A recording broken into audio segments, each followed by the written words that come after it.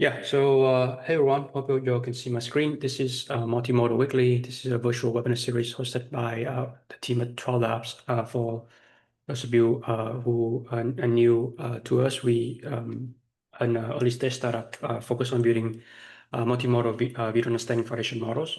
This initiative is community activities to demonstrate how the field has been going, especially in the field of multimodal, how things have been going and evolving over the past several years. So we've been meeting on a weekly basis virtually over the past 2 years. And these are some sample topics that we tend to cover on a weekly basis. Researchers coming and talk about their latest work on multimodal AI foundation models, the latest and greatest in generative AI models. Sometimes we have our customers and partners talking about like different application be on top of like multimodal technologies, right?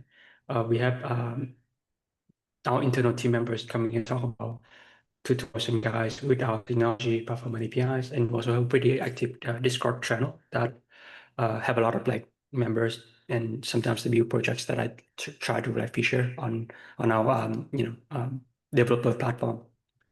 And this slide shows some example topics that we cover over the past month or so. As you can see, we have like partners coming and talk about like fast inference LLM. We have people coming and talk about specific advertising use cases, with TwelveLabs and AWS. And recently we have a wide amount of projects built with our technologies from different developer hackathons that we try to showcase this in our session as well.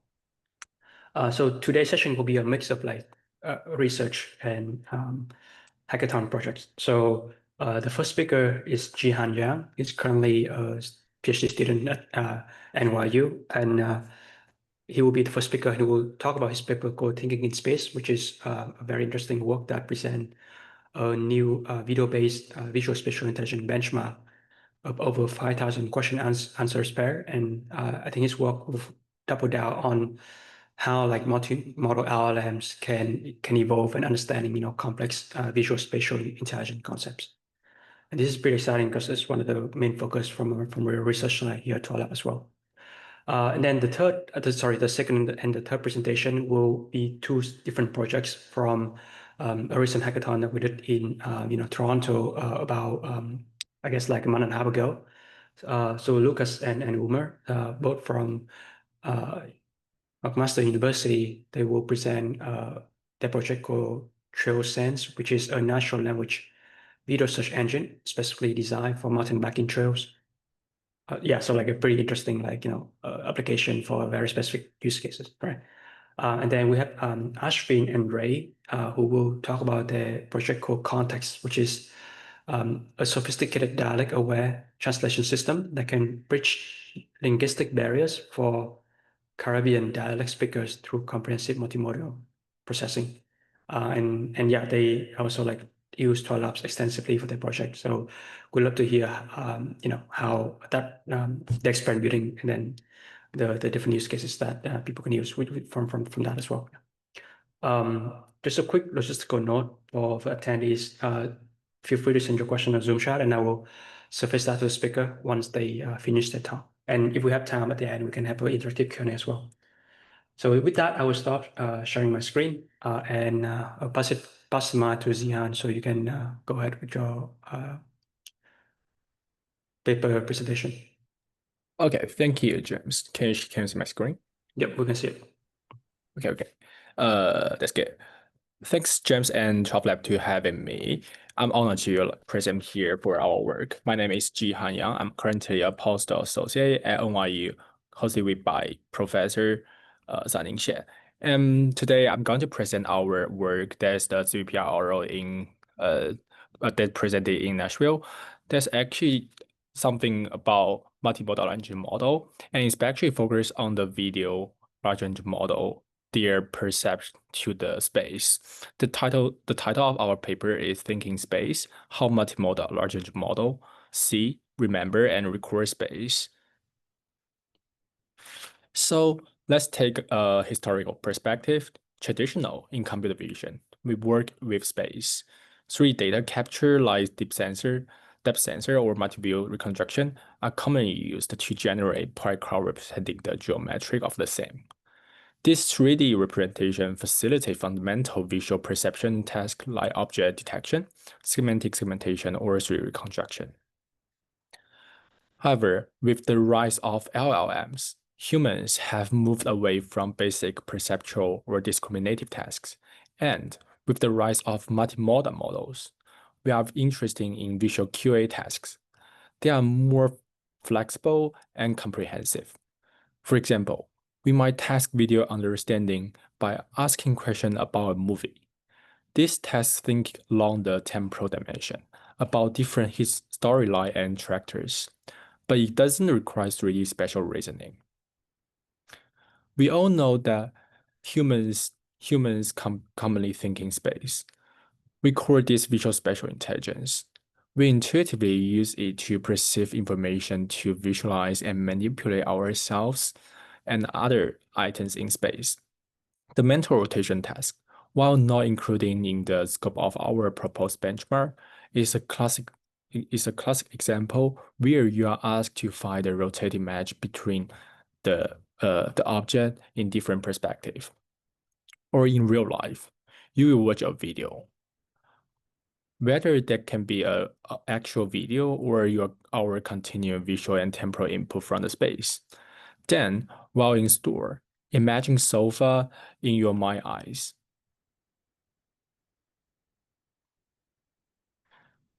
To successfully furnish our apartment with the right size sofa, you're using the skill like the object type and quantity recognition, compare distance, estimate sofa size, and reason about room configuration.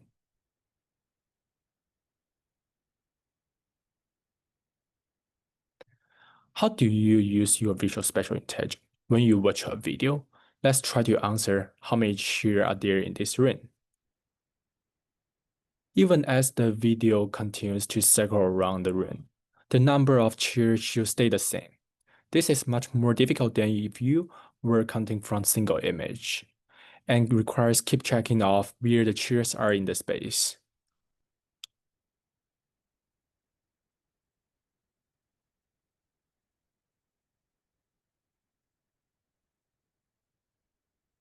And hopefully you count the 9 chairs. Let's try one more example. If I'm standing by the nightstand and facing the chair, is the code set to the left or the right of the chair? We see the nightstand by the bed. As we watch the video, we are using all the frames and not just those included in the 3D relevant objects. Now we see the white chair.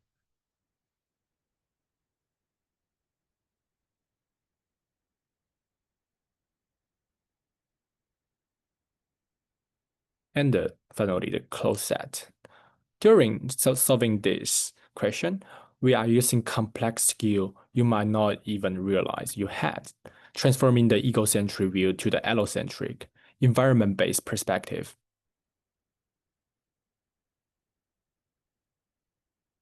So then, can current multimodal large model do this?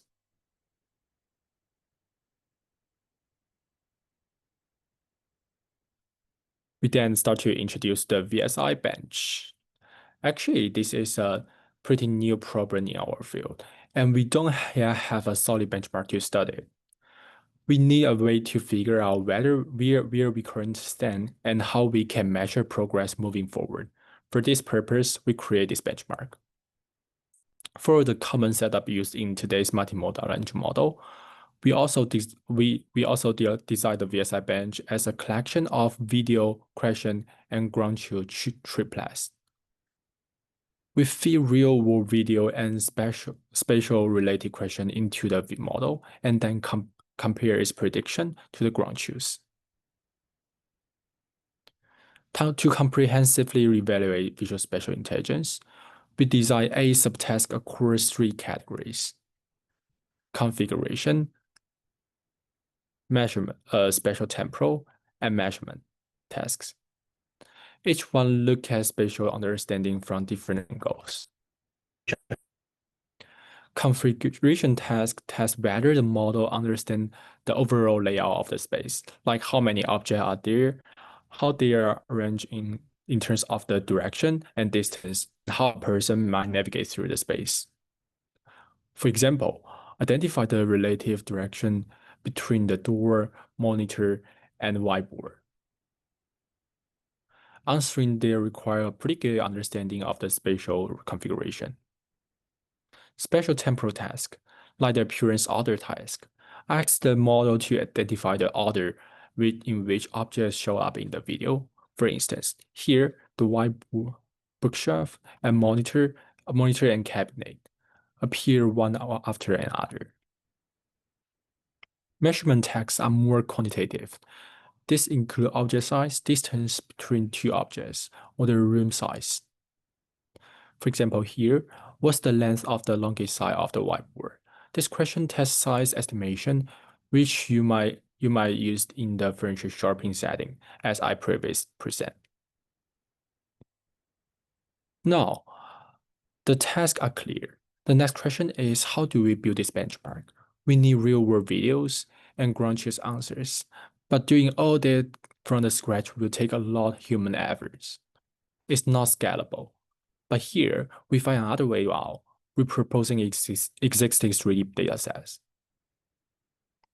We found that the dataset like ScanNet, ScanNet++, and ArchiSense already have rich annotation, object categories, 3D bounding box, segmentation maps, and more.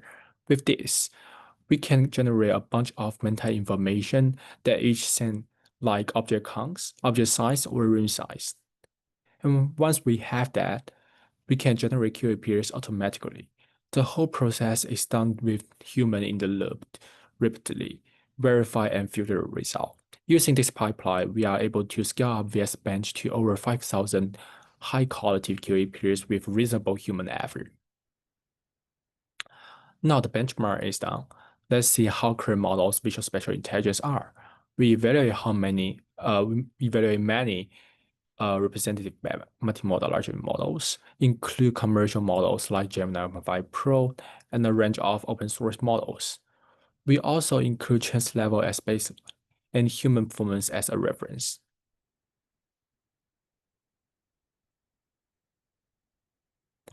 The results are quite interesting.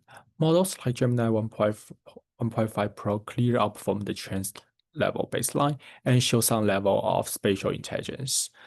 But there's still a big gap between models and humans. Among open source LLMs, the best one can match Gemini, but however, the average performance is still far behind.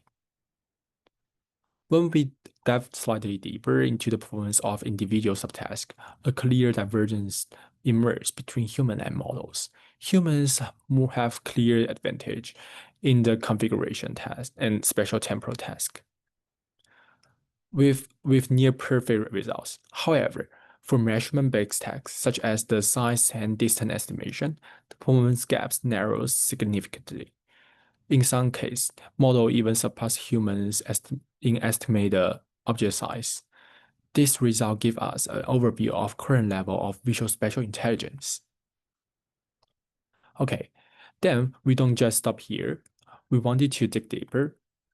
Why do these models still lag behind human in their visual spatial intelligence? What leads to such performance gaps? To figure this out, we try something interesting.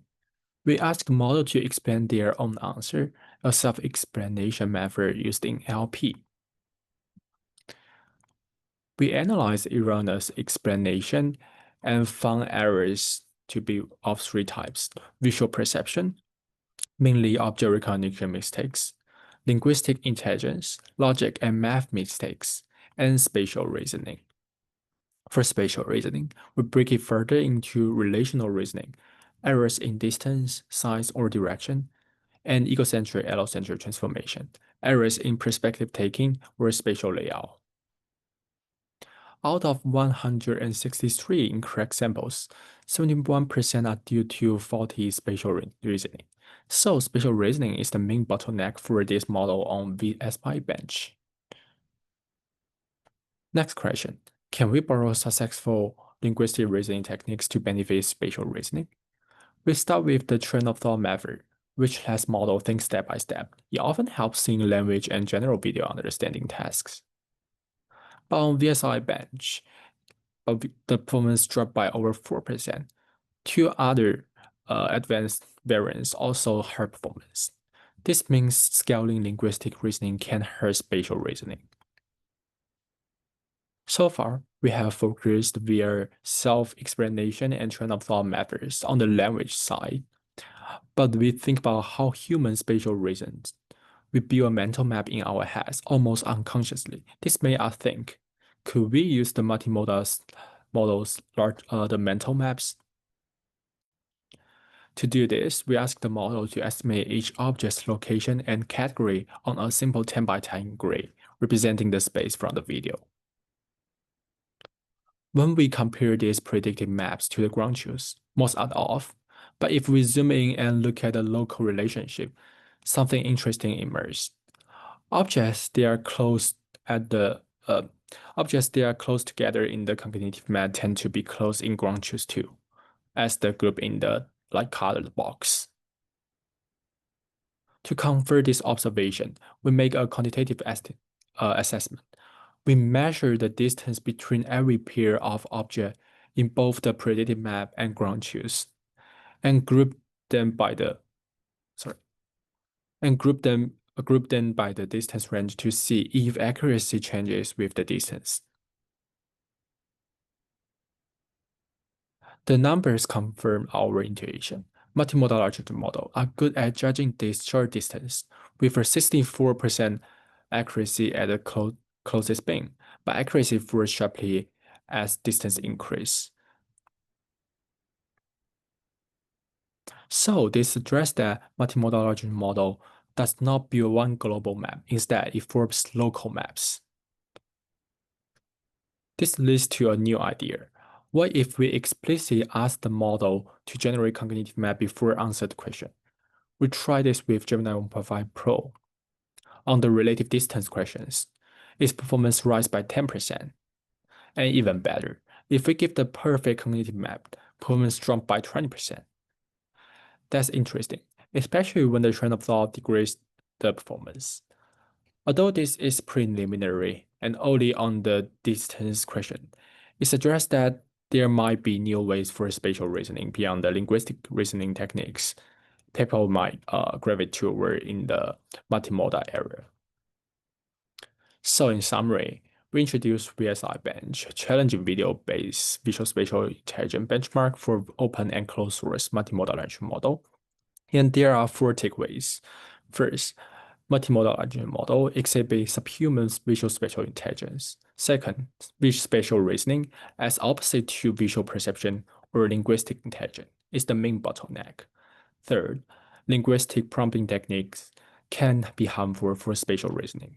Fourth, visualizing a multimodal language model's mental map reveals it built local word model rather than a single global one. Thanks for listening. That's my today's call. Yeah. Awesome. Thanks, Jihan, for very, very nice presentation and detailed explanation. I think we can have like about 5 minutes for Q&A before moving on to the second presentation. Shade, I have a question on Zoom chat. Do you just wanna either ask it live so that you can answer? Yeah, sure. I was just Go ahead. Right. no, I thought he was asking me to ask, but go ahead. Okay. I thought you have a like question in the chat box. So yeah, I just need to answer the question in the chat box. So yeah, actually the video length is just 1 or 2 minutes. It's actually pretty short. So we assume that the video large language model should have like enough capability to handle such a short video. So I'm not sure whether that's the consideration of the question you raise. Okay. Thank you.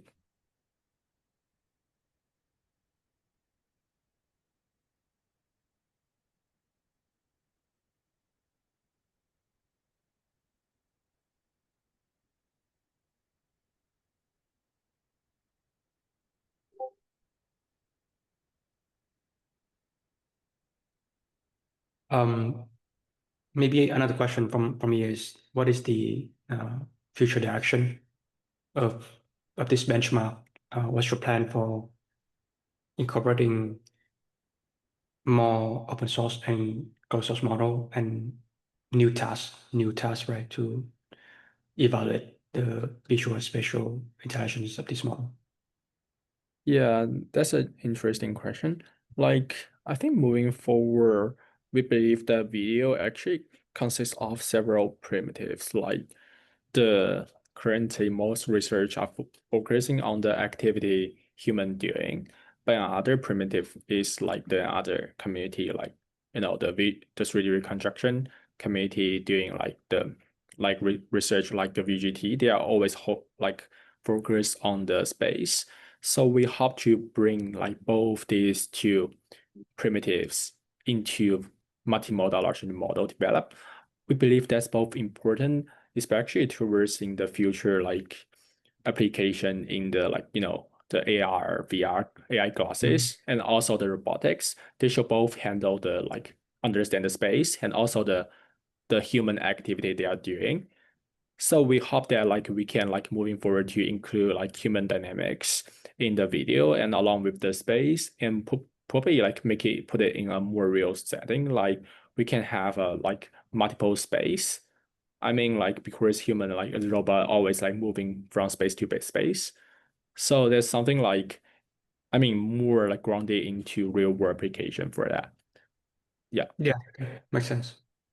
Swati, you have a question on the Zoom chat. You want to take that one as well? Yeah, sure.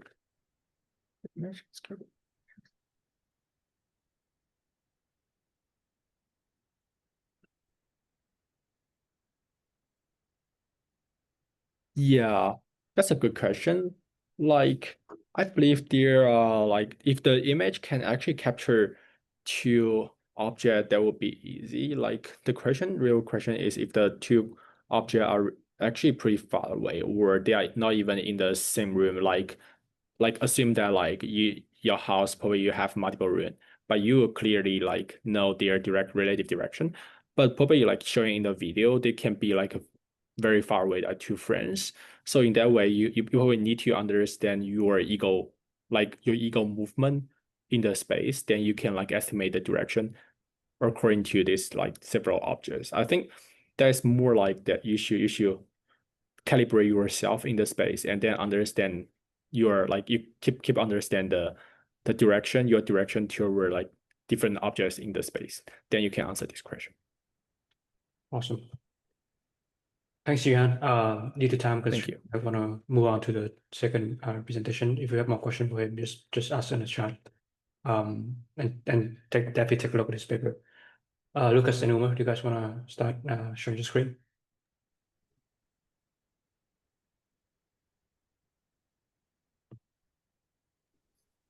Yeah, yeah, we'll go ahead and do that right now. I guess I'll share my screen. Yeah, hold on. I have to grant permissions to Zoom. Give me a second. All right. I'll have to restart decline again. I'll be right back. Okay. Sure. Umer, do you want to share instead of him? Yeah, I'll share instead. Yep.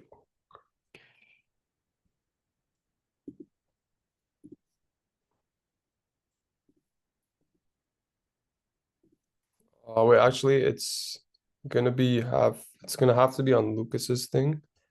So because I don't have the permissions yet, so we'll just wait for him. It's gonna take like 30 seconds. Okay.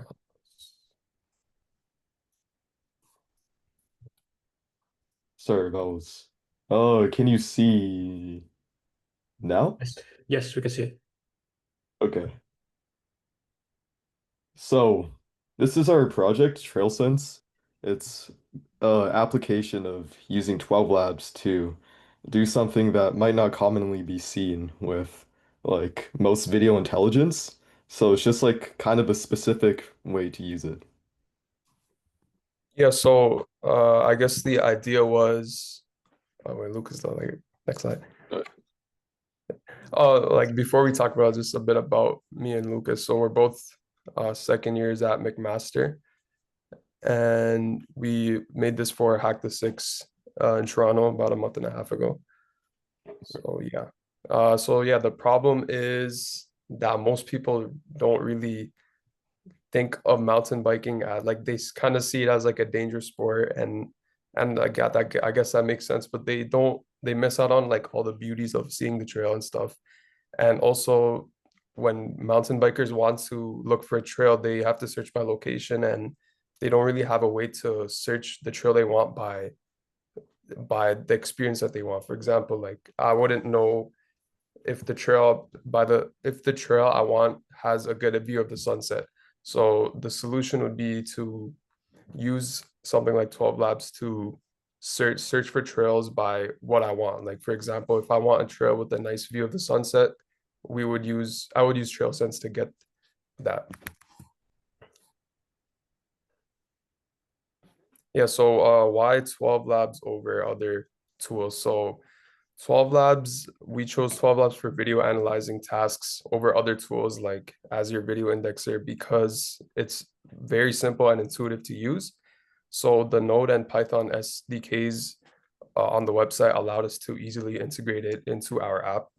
And the TwelveLabs playground on their website is actually super easy to use and makes the experimentation and testing very fast and intuitive.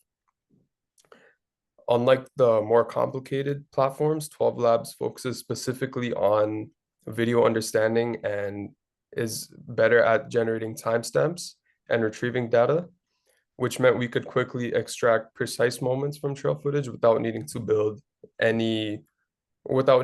with any complicated setups. So yeah, very easy to integrate, very precise in its video analyzing compared to the other platforms besides just summaries. And it's also really not that expensive, so it's good for like people like me who don't really got the money to spend. But yeah, so just a little bit about the flow about it. So the user initially is talking to Gemini, but when a user asks for a specific request in their desired mountain biking session, like again, oh, I want a trail with a nice sunset, it gets rerouted to TwelveLabs, which gets the timestamp and other info by analyzing the video and displays the video on the screen with its location below. When a user uploads a video, that's indexed by TwelveLabs and then it's stored. So we use Supabase for storing videos and MongoDB for the metadata. We decided to limit the videos to like 15 minutes because after that the indexing became a bit slower than like we wanted to be instant. So it took like 5 to 10 seconds, but we wanted it to be like 2 seconds, which is still pretty fast, but yeah. And also a lot of the test footage we used from YouTube channels like GoPro ended up being around that length. So there wasn't really a need to go above like 15 minutes. We used the Python SDK with Flask, and that was a really big help and it was pretty easy to integrate. And we use both the Marengo and Pegasus TwelveLabs models, mainly to get the timestamps of what the user wanted, as well as a certain climaxes of the trail, like any cool jumps or any nice descents. So yeah. All right, so now let's go through the code to see how everything works on the inside. So we start by loading the environment variables for TwelveLabs and the other APIs we use like Gemini and Maps. And in this code, we check to see that the key exists, and then we build the client, and we lock down a single folder for videos and a single metadata file. So every later step, it reads and writes to the same place. And then we create these paths when the script runs if they don't exist already. All right. And before any search works, we have to create an index with TwelveLabs. So our strategy is to first check to see if the index ID is set. If it is, we reuse it. Otherwise, we have to create a fresh one with, we use explicit models here, so Marengo 2.7 and Pegasus 1.2. So all our existing code will work with these models, and we won't be hit with any surprises if documentation changes in the future. And for ingestion, we just start with a small test clip to kind of smoke test this whole pipeline and then pull the return task until it reads ready or failed. And with the index ready, this is our command to send a natural language query using both visual and audio options. So we normalize whatever the API returns when we re send the query, and then uh, it ranks it by score, and then we take the best one and we lift the exact start second and end second from the best hits so the player can jump to the moment instead of the whole file. So I'm going to demonstrate that right now. Can you guys still see my screen? Yep, we'll see Is it. it okay? So here's TrailSense. So what it basically does is this is the UI. You can say a natural language prompt like show me a trail with how about show me a downhill trail that has amazing views of the sunrise. And this will route through Gemini, and then it will understand that this is a location search, and then it brings up the clip. So we pulled this from YouTube, and this one is in Whistler, and you can see how it loads the metadata from the metadata file. So yeah, I'm gonna continue here. Sorry.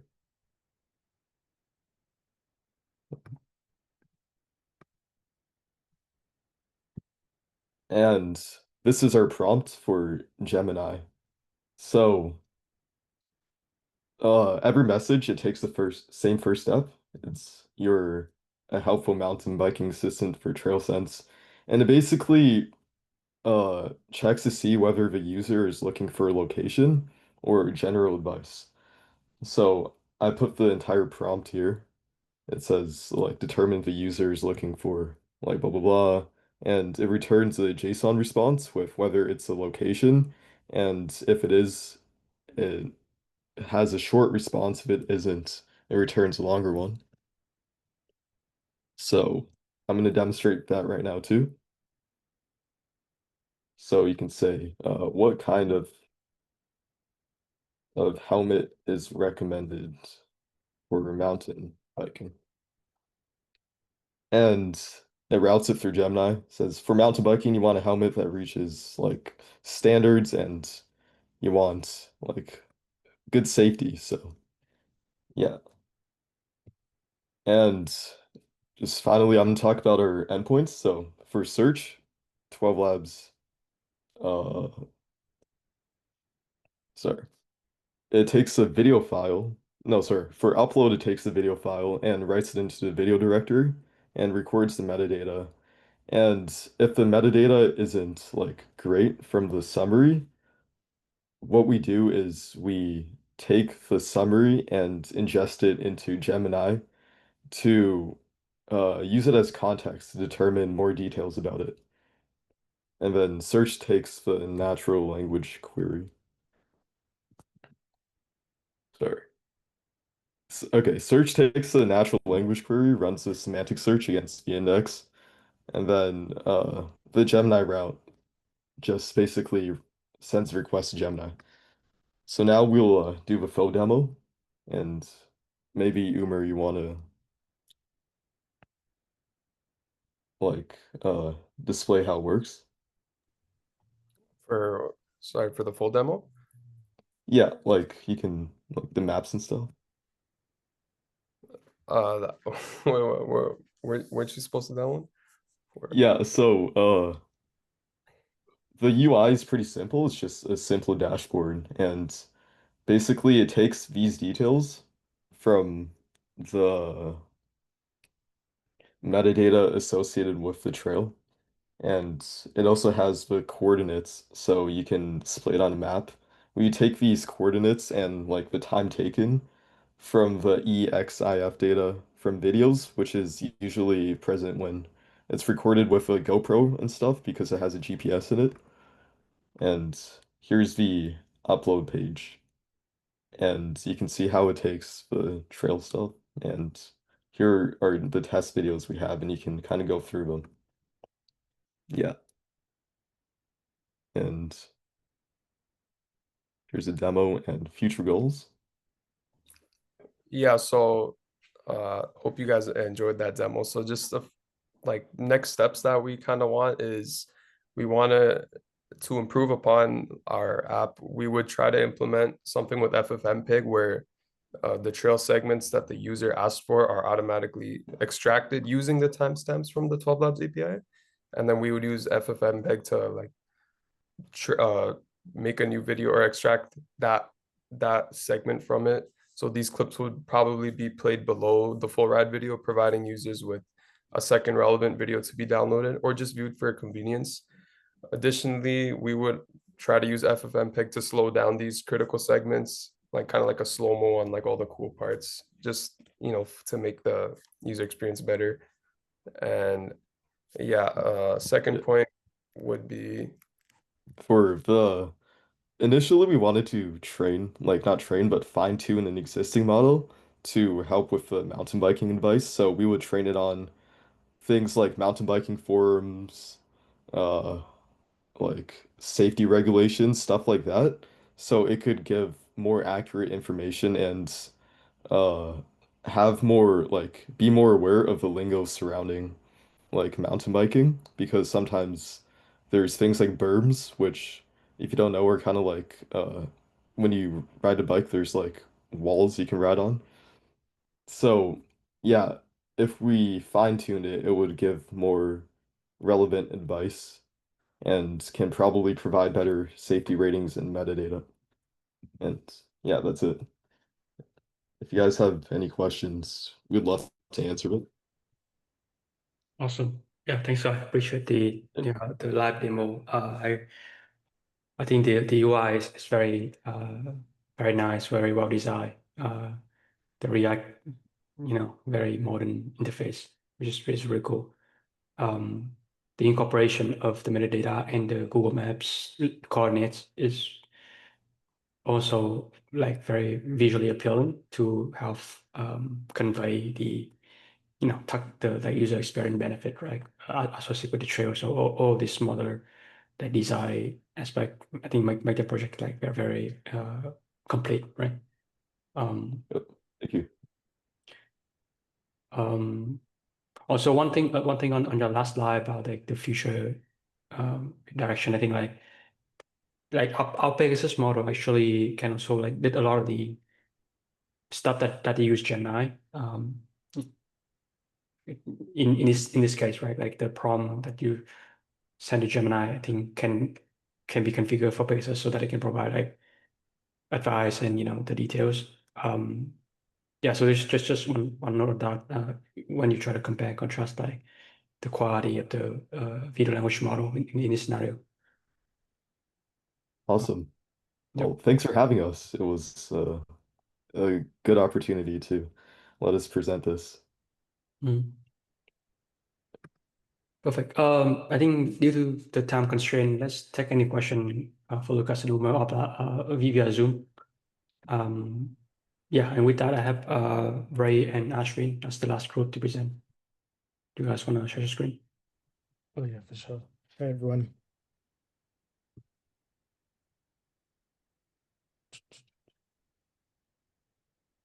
I'm not sure if you're seeing the screen, the ConTeX one. Yep, I can see it. Please. Okay, perfect. If Ray Hello? wants to Hello? Okay. Are you ready? Yeah. Okay. So accents reflect identity, culture, and experience, but in the digital world, they often become obstacles. Too many people face frustrations when voice assistants, transcription services, or AI tools fail to understand them simply because of the way they speak. In conversations with friends and professors, we notice how common their struggle is and how it silently excludes them from fully engaging with technology. This is what inspired us to create ConText, an accent-aware AI platform that reimagines digital communication. Users can seamlessly upload or record multimedia content, and the system provides real-time feedback, accent detection, and improved transcription. With fine-tuned T5 LLM integration, ConText also supports context-aware text-to-text translation, ensuring language and accent never stand in the way of clear communication. The platform's clean and friendly user interface ensures accessibility from everyone, from students to professionals to non-native speakers. By addressing one of the most overlooked challenges in technology, ConTeX empowers diverse voices and makes digital interactions truly inclusive.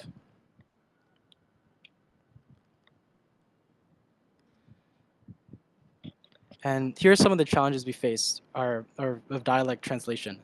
So many AI systems on standardized versions of language, focus on standardized versions of language, leaving regional dialects underrepresented. This creates a gap where large communities aren't properly supported or understood. There's also a lack of cultural nuance. Translation isn't just about words, it's about context. AI often misses slang, tone, and cultural references unique to specific dialects, which can distort meaning and reduce clarity. Consequences of miscommunication. When dialects aren't represented well, it can lead to misunderstandings, frustration, and even exclusion. This limits people's access to services, media, and opportunities where clear communication is essential. And now for our features.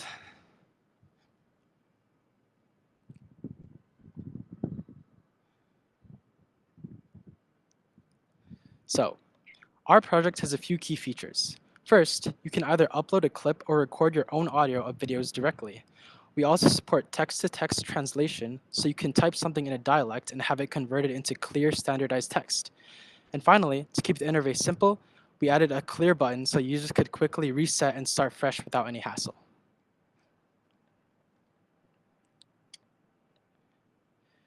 And for the technical architecture of ConText, for front end, we use React 18, TypeScript, and Vite, with styling via Tailwind CSS and Shade CN UI for accessible components.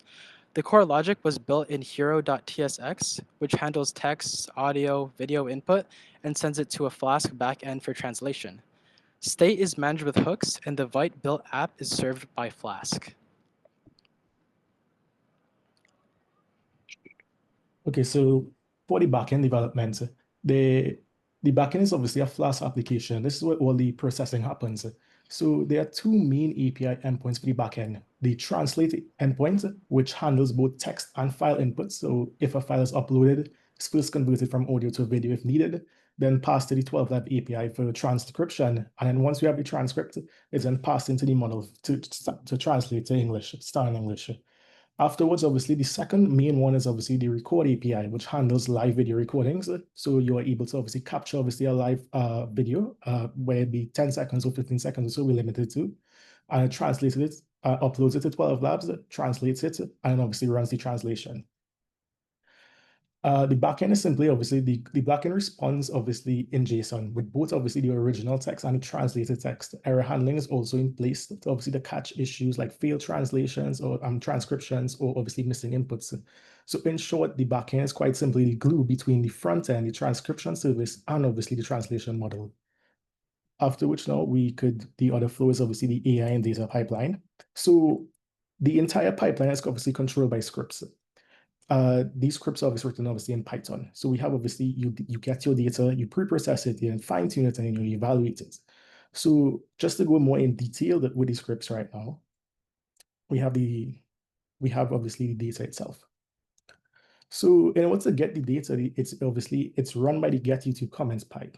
So what this simply does is obviously connects to the YouTube data API and targets channels like What You Know, Marshall Montano, Asian, which is obviously local Caribbean, obviously YouTube channels, gets the comments, and which we use as a foundation for our raw data.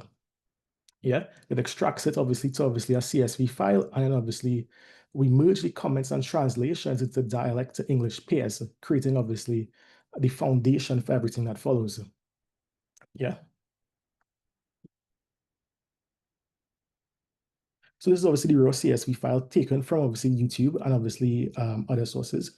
We have about 3,560 different obviously points, which we use in order to train the data as raw data. So yeah, train the model as raw data. Yeah. Right. So now we go on to obviously model training and obviously pre-processing. So pre-processing, we did it in obviously two different separate flows. We first had to format obviously the data from obviously the CSV. So this removes any obviously YouTube markers like TEC,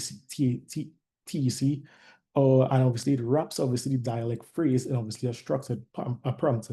So instead of giving obviously the model raw data like me, I go to the shop later, the script actually creates an input strings that looks something like translate the following Caribbean dialect phrases to standard English with obviously the input. And this is actually quite important because it tells the model exactly what task it's performing and helps obviously make it obviously more stable and generalized better. Yeah. Afterwards, obviously, we have data splitting. So to evaluate obviously data effectively, we actually split data into training and obviously validation sets. So the script actually used scikit-learn train tested function to have a 80-20 ratio. This means obviously 80% of the data goes to training, 20% is actually held back for validation. This is actually quite important because the model will never see the validation examples. This will actually use it to test accuracy later on as using obviously this validation set. So now obviously let's go to the model setup.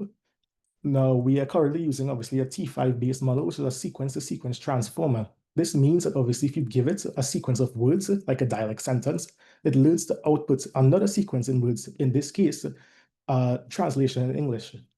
So before we trained it, the text needs to be converted into a format the model can understand. And this is what tokenizer does. So it takes a sentence, we use the previous example, me, I go to the shop later, and breaks it down to numerical codes called tokens.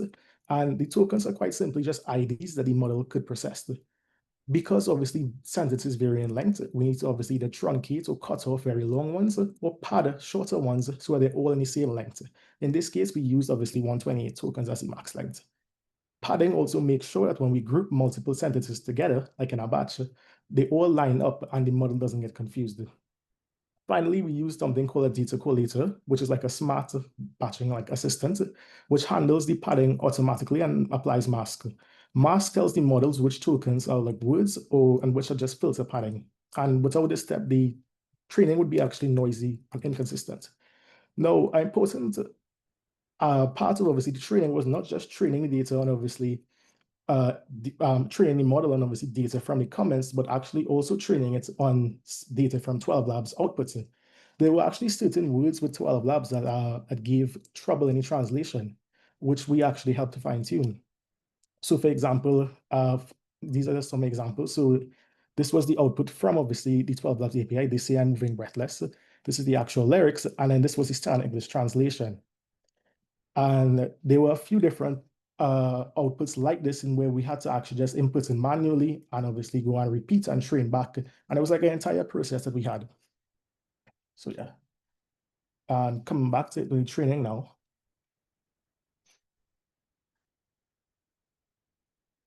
So we trained for obviously 3 epochs. Now epoch is obviously a complete pass-through data set. So across the 3 epochs, the model actually sees the training data 3 times and each time adjusting its internal parameters to improve accuracy. We use obviously a batch size of obviously 4, which means that the model uses 4 examples at a time before updating its knowledge. Smaller batches are slower, but more memory efficient, right? And then finally, we use the optimizer called AdamW with weight decay, which is like a coach guiding the model on how big of a correction to make after each mistake, while weight decaying prevents it from overfitting or memorizing training data. Now, once the training is done, the models actually save locally to a results final folder. The folder actually contains the weight, the tokenizer, and obviously the configuration file. So when we run the Flask backend, it actually loads the model directly from the disk. And this is how you could serve like real-time translations without obviously retraining. And finally, with how we validated it, we actually did blue-based evaluation with a blue score. It compares the models against obviously the validation set, and it computes obviously the average of obviously the entire sample size, if that makes sense. We actually got the average to be around 0.7, which I think is pretty decent given the time constraints, but yeah. Oh yeah, and live action context. I'm not sure. Are you guys able to see this part of the screen? The demo? Not yet. Can you share screen? Oh. Yeah, so I did it like a... Yep, I can see your commute. Yeah. So you click the upload and then obviously it uploads the file and translates it directly.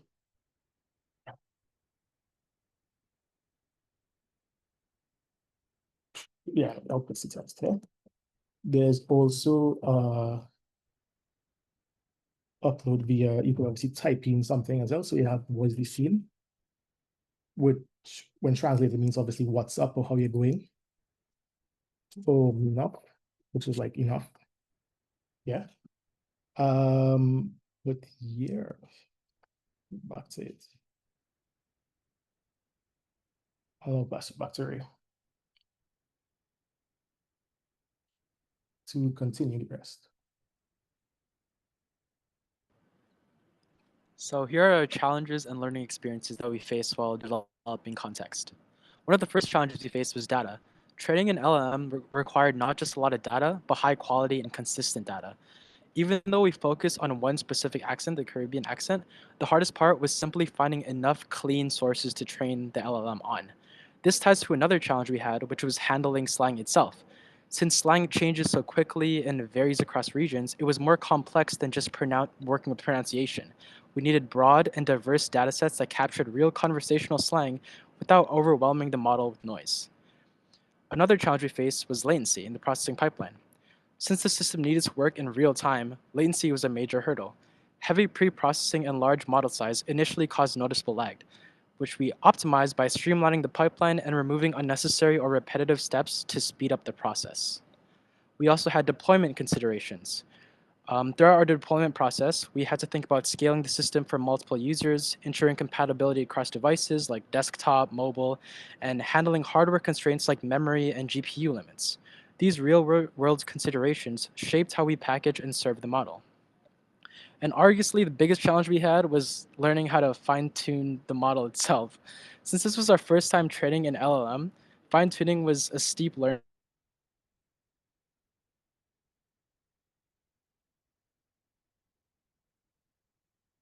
I think you guys got cut off. Oh, Ashvin, you wanna just quickly finish the slide? yeah, I can finish that also. Yep. Sure. Afterwards, we obviously go into the applications of obviously ConText. So one of the main applications we were thinking about using on actually the foundation in which you know, the idea came about was actually from media and subtitles. You could obviously make movies, TV shows, and online movies more accessible by translating heavier accents to clearer standardized speeches for subbing or for subtitles or dubbing. This actually improves inclusivity for international audience and reduced misunderstandings in global media. There's also cross-communication, cross-cultural communication in the fields like healthcare, business, or even education. Accent translations can actually bridge the communication gaps between people from different regions. It ensures messages are understood correctly, reducing errors and building stronger connections. It could also be used for travel and tourism. Obviously, tourists often struggle with local accents when asking for directions or just using public services or booking experiences.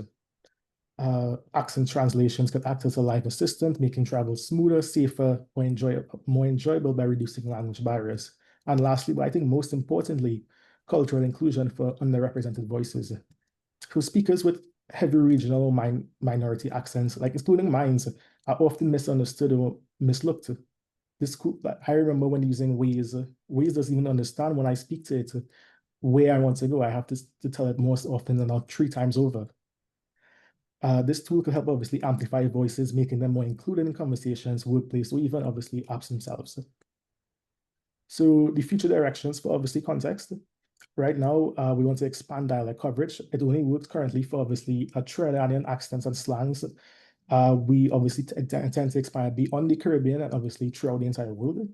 We do also want to do reverse translation. So instead of obviously translating obviously from other languages to style English, from style English to particularly slang or the particular dialect of that of obviously a minority speech. And this helps obviously render standardized speech into chosen accents, which can be useful for media, entertainment, or cultural applications. And then lastly, we want to actually try to implement it in some kind of messaging app, such as obviously WhatsApp, Instagram, or even Facebook. And this will allow accent translations real time for like dialects or even slangs typically being used in real time conversation, making it highly practical and accessible to anyone using it. So that's basically the context behind the context. So thanks so much for listening, and thanks so much for the opportunity given us to share our project. If you have any questions, we'll be happy to answer them. All right. Yeah. Thanks, Ashvin. I think we had time, so appreciate your going over the presentation. Yeah, once again, I think Jihan already left, but yeah, thanks both of the group here today for preparing this slide. Yeah, so excited to have more of this session in the future, and the recording should be available next Monday. So I'll be sure to share that with you so you can take and promote it into the network. Thanks everyone, and thanks Shada for taking over, and yeah, enjoy the rest of your Thursday. Cheers.